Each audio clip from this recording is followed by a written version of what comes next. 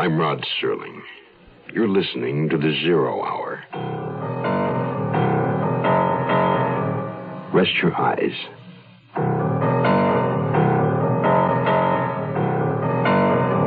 Open your mind.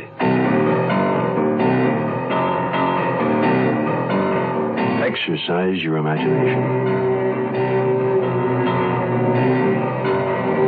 This week, Bill S. Ballinger's study of a deadly obsession. Fourth of Forever. Starring John Dehner.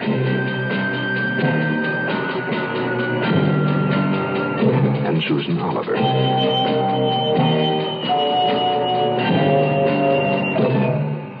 In Elliot Lewis's production of The 0 Hour.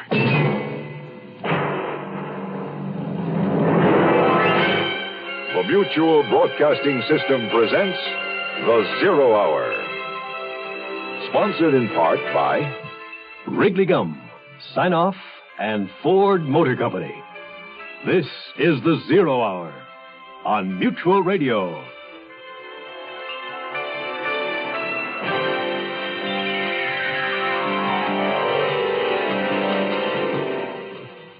James Maharis, a man on the run, running both to and from the law that says he must answer for a dead man, to find Lou Jackson, a mystery woman, to be sure, one whose trail leads to only dead ends, an empty apartment, a telltale painting, a telephone number, and the dying hope for tomorrow. James Maharis, a man whose tomorrows are in danger of becoming condensed into one long stretch of time. He's a man driven by a relentless obsession to protect and recover a lost dream.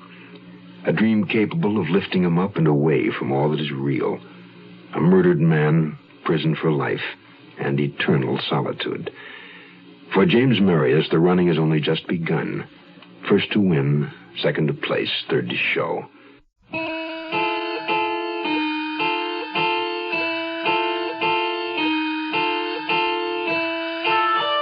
I don't know how long I was out.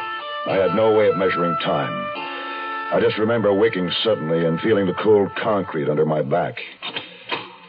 I opened my eyes and saw only a bright naked light blazing down on me from the ceiling. And I sensed a presence in the room. Suddenly a face dipped into my line of sight. I couldn't make out the features, only teeth. Sleep well, Marius? What does a killer dream about? Easy, Harry. We could be here a while. Gotta be smart and talk fast. Then we can all go home except Marius here. He's not going anywhere. Not for a long, long... Lay off him, Harry. Come on, sit down. You too, Marius. Grab a seat. Now, maybe we can get down to business. We'd just like a few answers. You don't have to answer my questions. You got a right to an attorney. You understand? Yes. The New York cops have a few questions for you, Jimmy boy. You can give us a few answers and rack up a few points for yourself or take what's coming to you. Why not let the New York cops ask me? Because I'm asking. Cool off, Harry. We got a wise guy here, Ed. Very funny fellow. Well, let's just see who laughs last. Okay, that's enough. Marius, you're being extradited to New York. Now, they'll ask you these questions there, too. You're in pretty deep trouble as it is. You might think about cooperating. We're waiving the stolen car charge, you know. But you know why you're here. Where'd you dump the gun? What gun? What gun? That 32 you shot Warren on the back of the head with your punk. That gun. I don't know what you're talking about. Huh?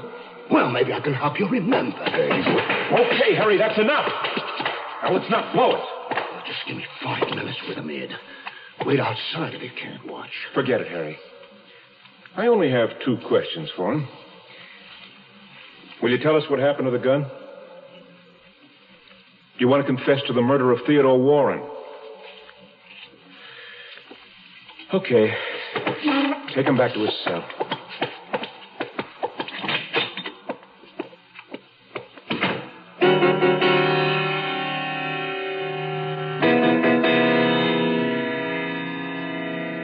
I had to confide in someone. I took a chance on Leroy Grimes and told him I was up on a murder charge, but I thought I might be innocent. I didn't say why. Warren had been killed with a .32. It was a .38 I'd dropped in his room. There was no mention of a .38. And they said Warren was shot in the back of the head. It didn't make sense. The next day I had a visitor. The jailer took me to a conference room. A sheet of heavy plate glass partitioned the table where I sat. And across from me, through the glass, sat a tall, middle-aged man. His curling dark hair was laced with gray. He was well-dressed. I'd never seen him before. The jailer stepped outside and stationed himself just out of earshot. I just sat and waited until... Mr. Maharis, I'm Ethan Lloyd. I've been retained as your attorney. If you agree. I don't have any money. Well, my fee has already been paid. Who paid you? I don't know. Perhaps you do. This morning, a messenger delivered this letter to my office. It's typed and unsigned. Dear Mr. Lloyd, herewith is a cashier's check for $3,500 to retain your services in behalf of James Maharis, who is now held in Los Angeles County Jail. He's charged with the murder of Theodore Warren in New York City.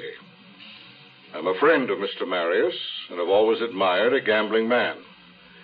Please show him this letter, as it may help him feel more at ease in accepting your services. Does this mean anything to you?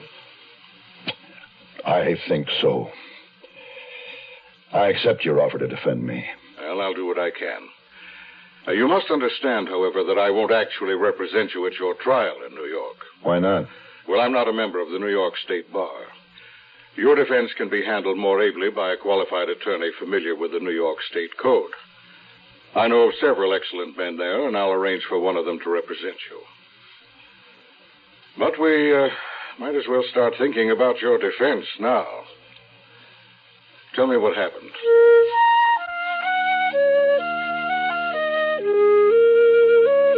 I told Lloyd what happened, or just about all of it.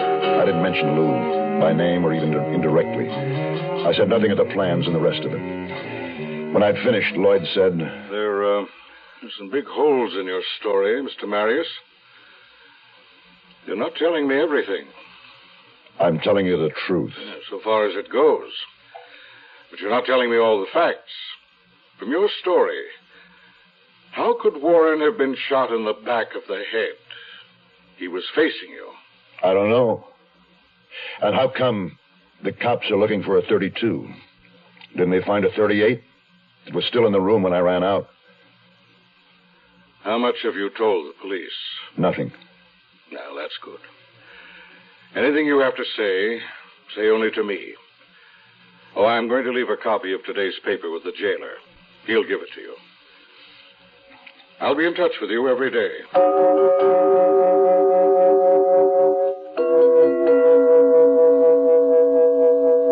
Back in my cell, I read the story about my arrest. There was also a short interview with Warren's widow. She'd never heard of me, or couldn't identify me from a photograph.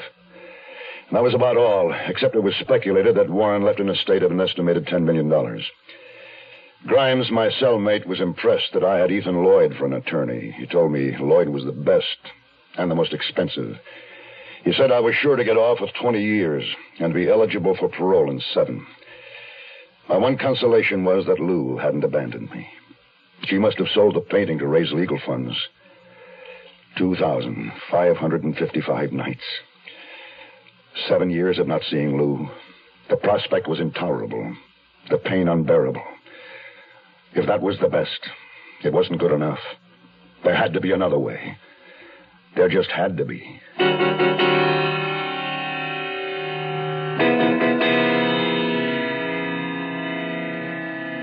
Wrigley Spearmint gum, gum, gum. Wrigley Spearmint gum. Carry the big fresh flavor wherever you go, whatever you do. It's the finest pack of flavor wherever you go, whatever you do. Flavor this big shouldn't be left behind. So wherever you go, carry a pack of Wrigley Spearmint gum. Wrigley Spearmint. It's the finest spearmint flavor. The great Wrigley taste, delicious to chew. Wrigley Spearmint gum. Carry it with you. Wrigley Spearmint gum. Sinus flares up. Sometimes your whole face aches. When you need occasional help, get Sign-Off tablets, the sinus medicine. Sign-Off works with a full dose of pure aspirin for sinus headache, plus a sinus drainer for congestion. That's how Sign-Off helps sinus pain while you drain. Help sinus pain while you drain. Take Sign-Off only as directed. Signeoff. The sinus medicine in the bright red box.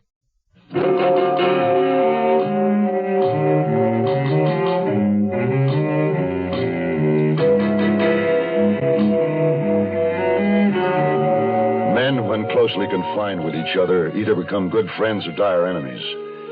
In the weeks I spent awaiting extradition to New York, I shared cigarettes, papers, magazines, extra food luxuries supplied by funds from Lloyd with Leroy Grimes. Grimes had spent most of his adulthood in crime, so he instructed me in the ways of jails, prisons, jailers, and wardens. I lost my suspicions of him, and we became good friends. And one morning I was brought a new suit of clothes and informed that 2 New York detectives were waiting to take me back. While I changed, Grimes watched me glumly. Look, just remember, don't let them grind you down. If I'm not around, they won't be able to. You going to try to bust out? Yeah, I thought about it. Haven't you? Every con does. Look, don't get sore if I say so, but I didn't think of you that way. Why not? Well, you just ain't the type. I ain't the type to be here either. I don't mean that you are, Leroy. Oh, but I am, Jim. I am. Well, I'd have to have the chance and a little luck. Leroy, is my tie straight? Yeah. Well, what's that? Where did you get that? Been keeping it in my mattress for the right occasion. Right sharp, ain't it? Well, what is it, a knitting needle? Well, you won't get in any sewing where you're headed, but it works pretty good on locks, though. I don't know how to pick locks. You know how to kill a man, don't you? Yes, I guess I do. Come here closer. See? Work it in the sleeve of your jacket, just above the cuff. Nobody'll find it. Oh, hey, forgot something. This overcoat button, made out of bone about the size of a quarter. Here, take it. Well, what's this little hole drilled in it? Put the big end of the needle in it. Fits good. With the button on the end, you can jab the needle way in real hard. In a temple or back of an eye. It's better than a knife. Well, like you say, if you get the chance and a little luck. Thanks, Leroy. Here, keep the rest of this carton of smokes. No, sir, Jim. You keep them. You're going to need them.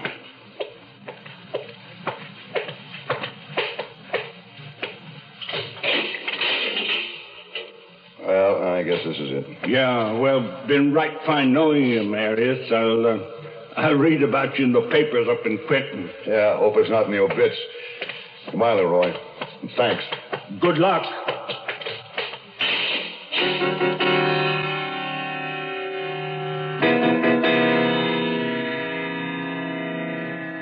I was turned over to the custody of the 2 New York detectives. One was a young guy, blond, blue-eyed, tall, name of Hodges. The other was Blackie Schwartz, stocky, tough, middle-aged, with 20 years on the force. Schwartz wore a revolver in plain view and walked behind Hodges and me. My right wrist was cuffed to Hodges' left.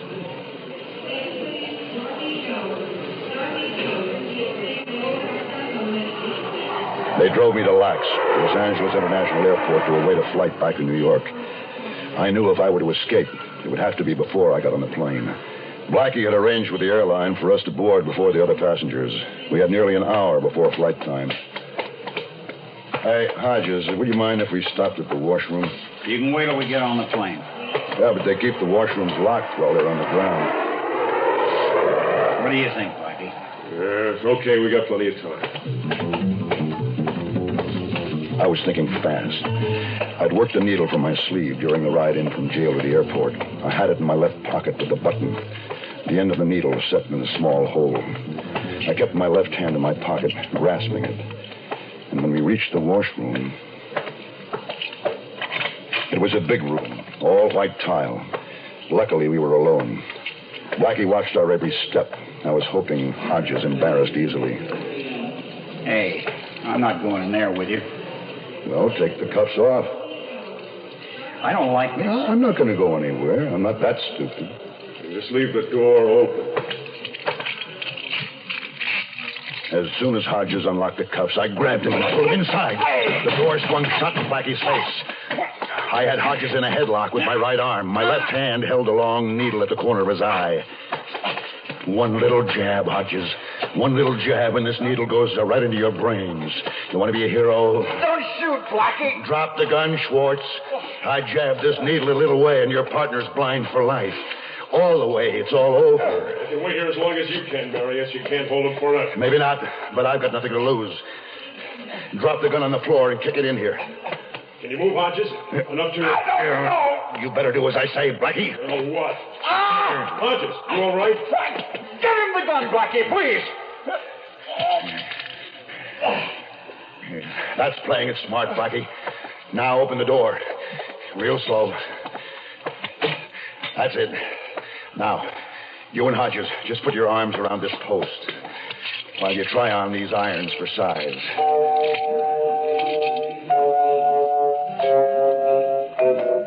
I took the keys and left Schwartz and Hodges handcuffed to the post, gagged with shreds of Hodges' shirt. They wouldn't be following me for a while. I relieved Blackie of his expense money, and I left. Outside the washroom in the busy terminal, I easily lost myself in the crowd. I got in a cab and told the driver to take me to the San Fernando Valley, North Hollywood. I got out and started walking.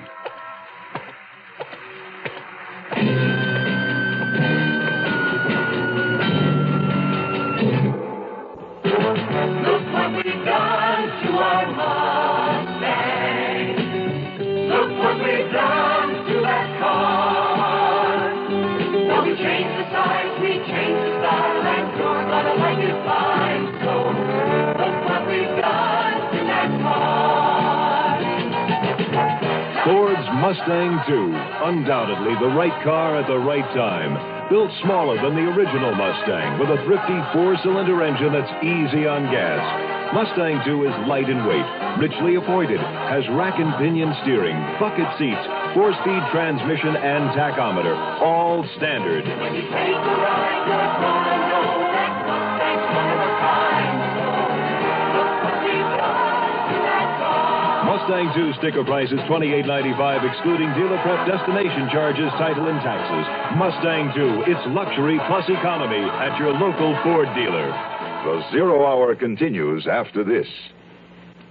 Be prepared. Are you ready to get going? Be prepared. Are you ready to take the lead?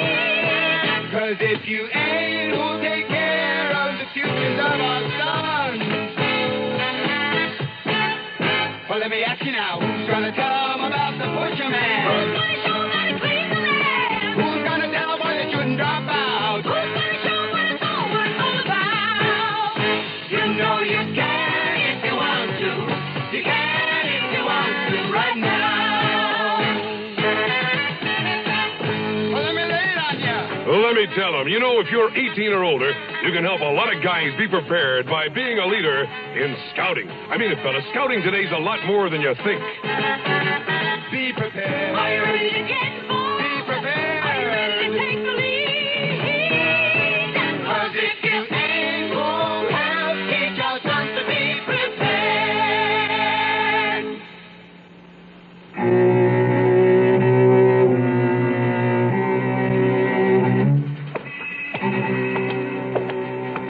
By this time, I was sure that Schwartz and Hodges had the alarm out for me. Not only the LAPD, but the county sheriffs and the highway patrol would be alerted. I needed somewhere to hide out and quickly ducked down a side street. I had no destination, just kept walking. And then in my aimless path, I spotted a for sale sign planted in the brown, overgrown yard of a small frame house with a shake roof and plastered salt and pepper stucco. It was exactly like 1,000 others in the valley, only unmistakably vacant. I kept on walking, but the idea grew. Not far away, I came upon a supermarket. I bought a big bag of supplies with practically the last of the money I'd taken from Blackie. Canned foods, 6-pack of beer, can opener, and 2 heavy, full-sized beach towels. I had a phone call to make. The number I'd gotten off the card at Rothman's just before I'd been picked up. There was a payphone at the gas station on the corner.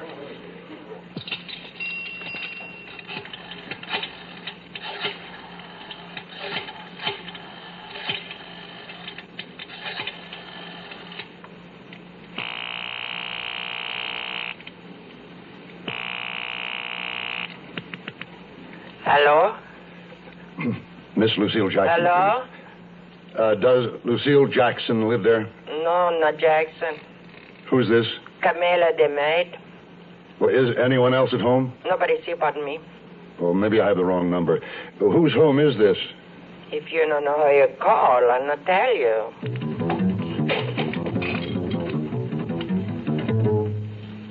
Another dead end. Still no way to reach Lou. I had one more call I could make and had another dime ready when 2 highway patrol units rolled into the parking lot. As casually as I could, I took my bag of groceries and backtracked the exact route I'd taken before to the vacant house I'd seen. Dusk was falling, and I could see no one who might see me, so I checked the doors and windows. It was locked up tight. What was a little breaking and entering after what I'd been through. I waited a few minutes to be sure no one had heard me and climbed in through the broken kitchen window. I sat on the cold floor well below window level and opened a can of beans. I ate them cold from the can with my fingers and washed them down with a warm beer. Exhausted, I wrapped myself in the 2 beach towels and started to drift off.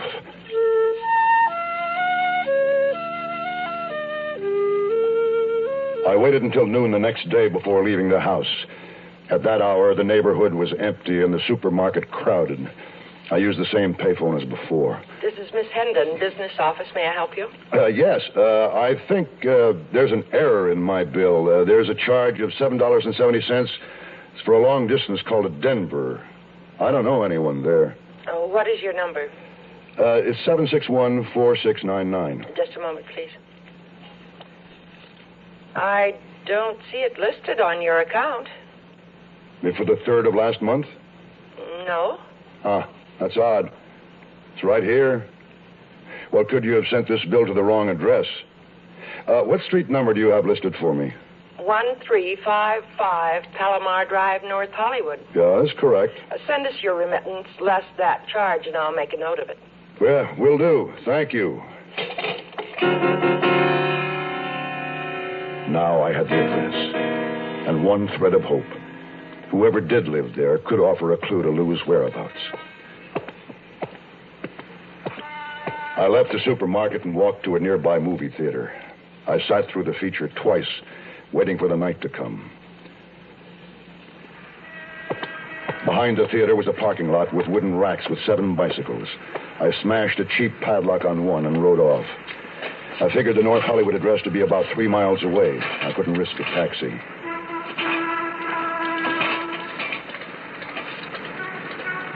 I pedaled along, keeping away from the main, well-lighted, heavily traveled streets.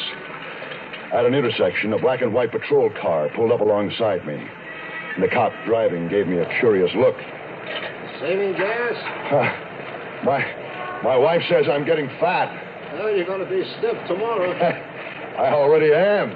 Hey, you should get a reflector so you don't get run down. I watched him pull away and turn the corner. Luckily, Palomar Drive was nearby. I left the bike behind some camellia bushes. The house was a small Mediterranean-style villa set back in a lawn dominated by green trees. I walked up the shrub-lined drive, which curved in a sweep to the door. From the drawn shades, I saw the soft illumination of lights. At the door, I adjusted my jacket and then rang the bell.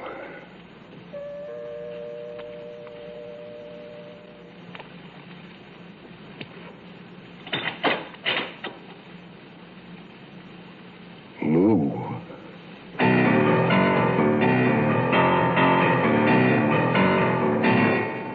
You are listening to Mutual's presentation of The Zero Hour.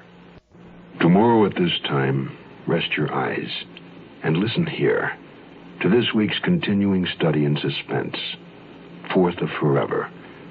I'm Rod Serling, and this is The Zero Hour. Today's episode brought to you in part by Wrigley Gum Sign-Off and Ford Motor Company. This is the Zero Hour on Mutual Radio.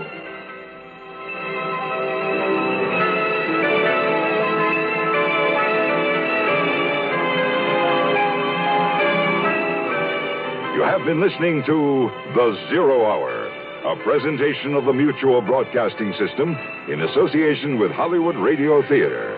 Heard every weekday at this time. Rod Serling is your host. Zero Hour is produced and directed by Elliott Lewis.